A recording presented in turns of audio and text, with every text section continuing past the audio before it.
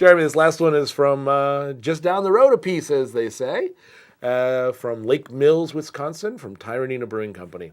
I think they make some of the best beer in the area. I regularly keep their beer in my refrigerator, especially the Bitter Woman. Although this one, especially in the as I hit wintertime, I always seem to going back to the Chief Blackhawk Porter. Find it a little awkward putting a Native American on an alcoholic beverage, but that aside, it's still lovely. Yeah. So shall we try some? Yeah, sounds great.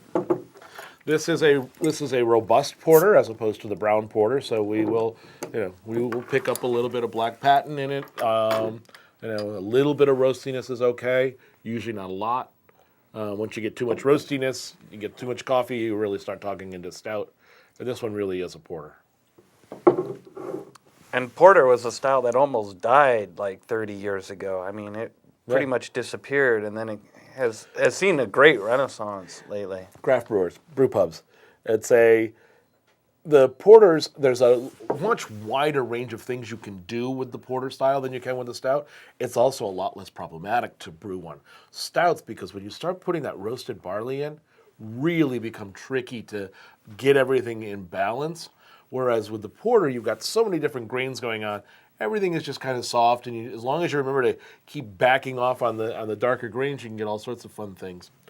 The American craft brewing movement, porters vary a lot regionally. Most of the porters have had East Coast, much softer, much more malt forward, and as you move toward the West Coast, they get hoppier and hoppier and hoppier. This one is someplace in between. Really cool dark chocolate notes right up front. A little bit more of that biscuit, but not quite as much as there was in the Fat Tire. But there is some of that, some of that biscuity kind of stuff, and those are some of the newer aromatic malts. Right. And there's definitely some of that. And then behind the roasted malt, you're getting just a little bit of fruity esters. There's just a little bit of esters coming in behind it, but not very strong. And I don't know whether they're doing it, whether it's just coming in the brewing, or whether they're actually adding it. I pick up just a little bit of lactose in this. I pick up just a little milk sweetness. Lactose is, there is an entire style of beer called milk stouts where they're using lactose to sweeten it. Lactose, being a slightly longer chain of sugar molecules, cannot be broken down by yeast. So it's a way to add sweetness and have residual true sweetness in it. And it's not nearly as sweet as, like, say, sucrose or dextrose or the simpler sugars, mono and disaccharides. Yeah, it does. For your chemistry geeks out there. And then again, there's just a little bit of hint of that charcoal from the black patent. This starts out with it's not too heavy on the tongue. It actually is fairly well attenuated.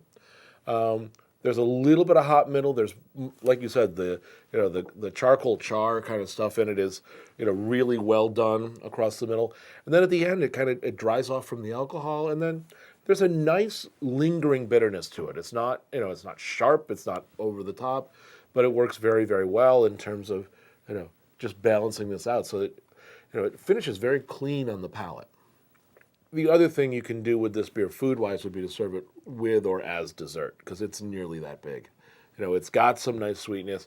It'd be a really nice counterpoint to some, tiny, delicate, fancier chocolates. Hit up some of our wonderful local chocolate makers, and some of their tiny little pieces would be a great way to finish it. Serving just a 4-ounce serving with 3 or 4 small pieces of chocolate to talk about would be a really neat way to finish a meal. Sounds great. Well, Jeremy, cheers. Here's to speed dating some everyday craft beers that you should have in your refrigerator.